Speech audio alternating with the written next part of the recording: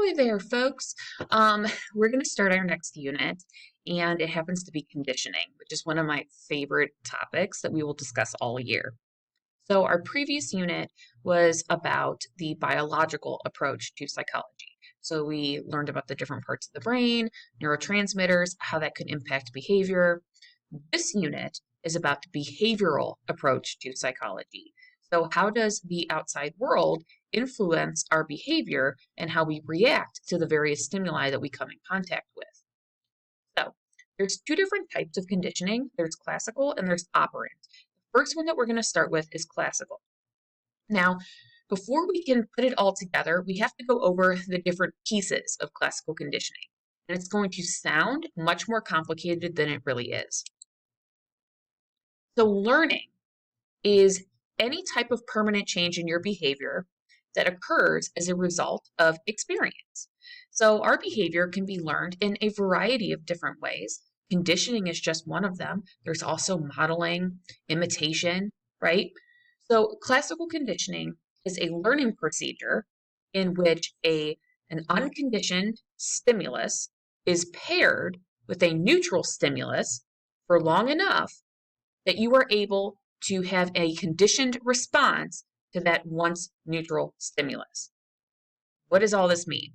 It's really just about using associations to produce a predictable response in an organism. So a neutral stimulus is something that means nothing to you, okay? It does not elicit any sort of response from you when you see it or when you encounter it. But an unconditioned stimulus is something that automatically creates a response in you without any sort of previous training.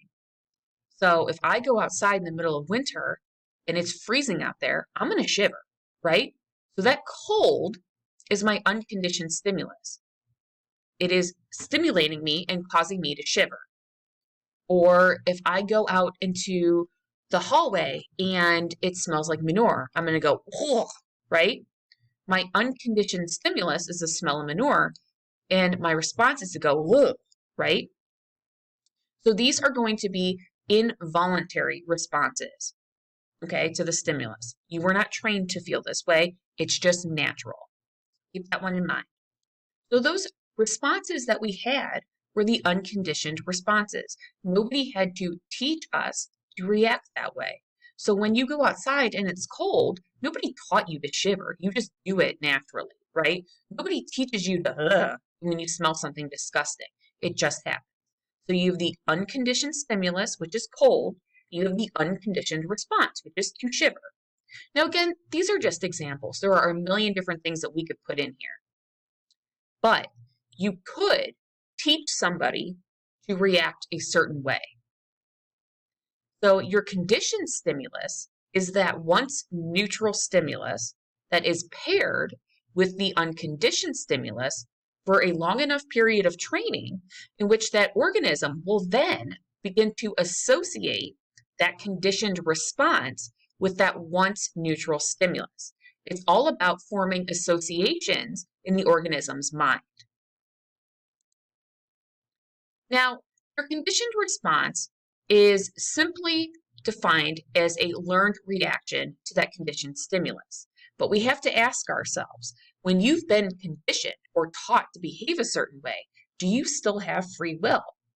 Well, we know from our previous units where we have looked at all of the different approaches to psychology, behavioral approach does not really believe that we have free will. So when we are looking at conditioning, you are being taught to behave a certain way. You're not thinking about it, okay? I'm not saying that this is all unconscious, but you're not conscious of your reaction or what's causing you to react that way, okay? So that once neutral stimuli will become this involuntary thing for you. So behaviorists believe that we lose our free will in this conditioning process. So let's look at what this looks like in a very simple explanation or example. So you guys have probably all heard of Pavlov's dog before. And Pavlov would give his dogs food every day, and whenever their food was coming, they would start to salivate. So the food is the unconditioned stimulus, and their salivation is the unconditioned response.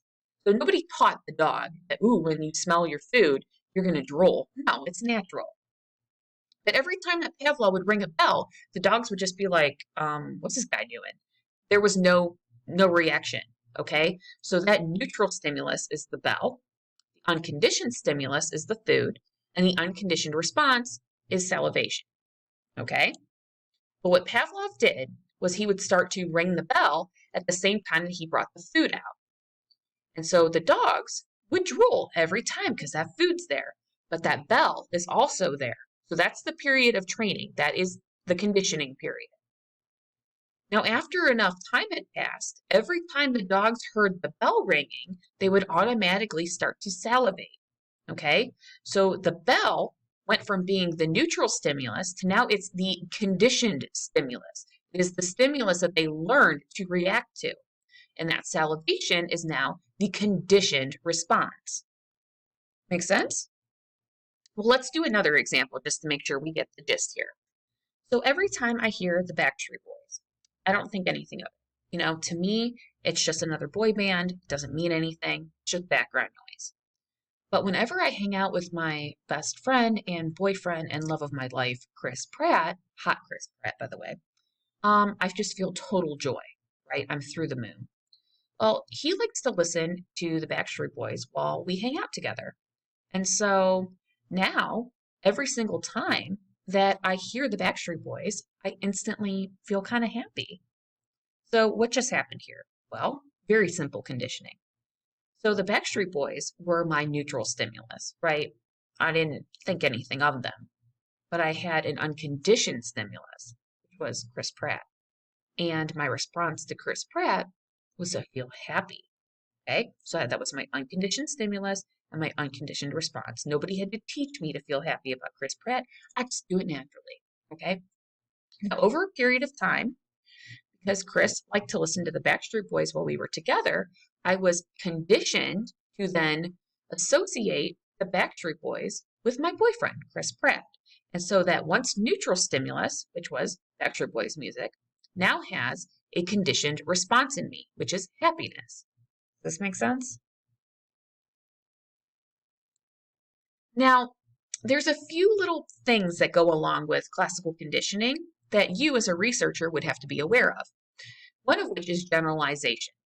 So this is where the organism will respond similarly to a range of very similar stimuli. So maybe it's not the Backstreet Boys that come on the radio.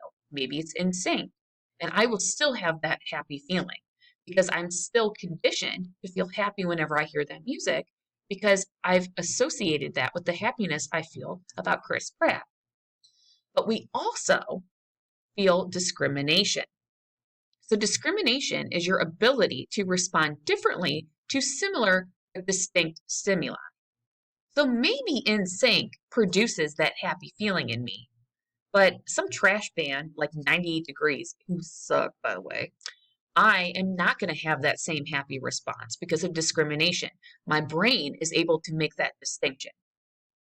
So far? So here's what I want to do.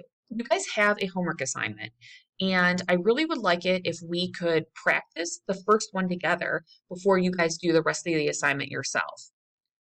Hopefully, that'll help you guys with it. But of course, feel free to email me if you have questions. But let's see if this helps us out. So the first story says, when Mr. Rex gets back to the dormitory after jogging around campus, he likes to take a quick shower before going to class. One morning, while taking a shower, he hears somebody flushing a nearby toilet. Suddenly, extremely hot water comes rushing out of the shower head, and he experiences excruciating pain. After muttering a few obscenities, he continues showering. A few minutes later, Mr. Rex hears another toilet flush, and he leaps out of the shower. All right, our job here is to pick out the unconditioned stimulus, the unconditioned response, the neutral stimulus that becomes conditioned, and then our conditioned response. So what's our unconditioned stimulus here? Well, from my perspective, it looks like it's probably the hot water. Mr. Rex, when he feels that hot water, has a reaction, and that's going to be his unconditioned response. So think to yourself, according to this story, how does he respond when he feels that hot water? Pain, right?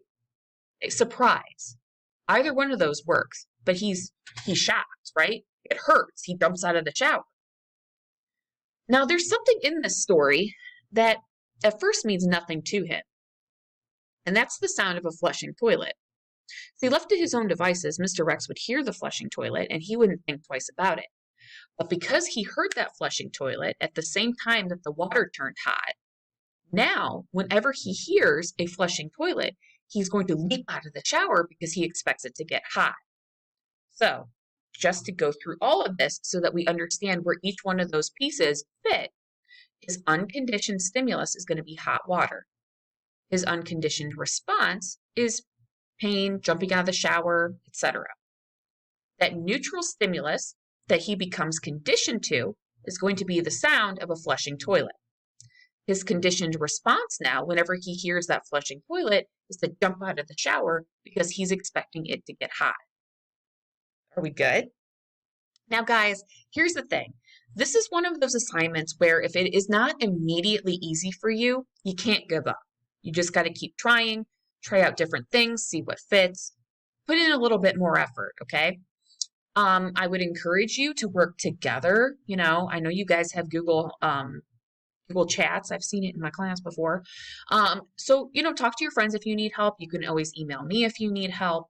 But this is really a fun assignment, and I hope you guys have a good time doing it. You can turn this in via the assignment link that this will be attached to, and I look forward to seeing you guys when you come back on Thursday.